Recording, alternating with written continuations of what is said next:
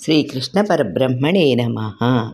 బాగుగా పరిచయమున్న విషయములందు సైతము చంచలముగా ఉండే మనస్సును దానికి విపరీతమైన ఆత్మయందు నిలుపుట బలముగా వీచుచున్న గాలిని వ్యసనకర్ర వంటి వానిచే అడ్డగించినట్లగును. కావున మనస్సును నిగ్రహించుటకు తగు ఉపాయమును చెప్పుమని అర్జునుడు కోరెను. భగవానుడు ఇలా చెప్తున్నాడు. శ్రీకృష్ణ పరమాత్మ, అర్జున, నీవన్నట్లు మనస్సు చంచలమైనది, దానిని నిగ్రహించుట కష్టమైనదే. కానీ అభ్యాసము వలన, వైరాగ్యము వలన దానిని నిగ్రహింపవచ్చును. అర్జున, మనస్సు చంచలమైనది కావున నిగ్రహింపరానిదనుటలో ఎట్టి సందేహమూ లేదు. అయినప్పటికీ ఆత్మగుణములకు నిలయమైనది అని ఎల్లప్పుడూ అభ్యాసము చేయుట చేత మనస్సుకు ఆత్మవైపు ఆభిముఖ్యమేర్పడును. అట్లే ఆత్మకు భిన్నమైన విషయములన్నీ దోష నిలయములని అనవరతము భావించుట చేత వాటి యందు వైరాగ్యమేర్పడుటకు అవకాశమున్నది.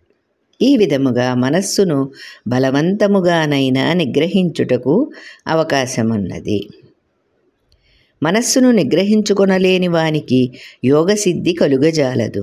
కానీ మనస్సును నిగ్రహించుకున్న పురుషుడు ప్రయత్నిస్తే ఉపాయముతో యోగమును పొందగలడు. మనస్సును జయింపకపోయినచో ఎంత కష్టపడినను నేను పేర్కొన్న యోగము లభింపజాలదు. కానీ మనస్సును నిగ్రహించిన వాడు నన్ను ఆరాధించుట అనే అంతర్గత జ్ఞాన సహితమైన కర్మచే ఉపాయముతో ప్రయత్నించినందువలన ఈ సమదర్శన రూపమైన యోగమును పొందవచ్చును. కర్మయోగము ఆత్మజ్ఞానము లీనమై ఉన్నది. ఇది యోగమున ప్రధానమైనది. కావున ద్వితీయాధ్యాయమున యోగ మహత్యము చెప్పబడినది. నేహాభిక్రమ నాశో అస్తి ఇత్యాది 2వ అధ్యాయము 40వ శ్లోకమున చెప్పబడ్డ కర్మయోగ మహత్యమును మరల వినుటకై అర్జునుడు శ్రీకృష్ణ పరమాత్మను ఇట్లడుగుచున్నాడు. శ్రీకృష్ణ, శ్రద్ధతో యోగ సాధన చేయుచున్నను తగిన ప్రయత్నము లేనందువలన యోగము నుండి చలించిన మనస్సు కలవాడై యోగసిద్ధిని పొందజాలని పురుషుని గతి ఏమి అని అర్జునుడు అడిగాను.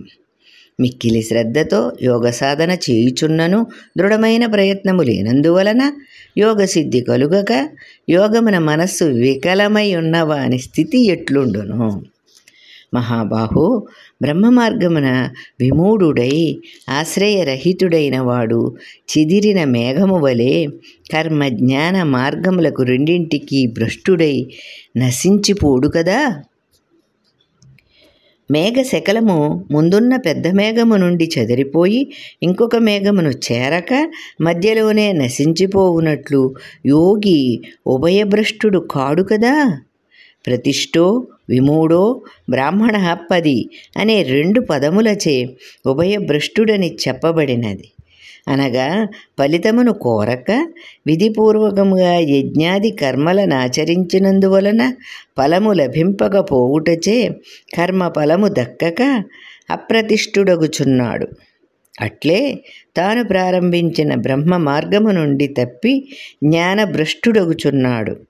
ఇట్లు ఉభయభ్రష్టుడైన యోగి నశించునా నశించిపోడా?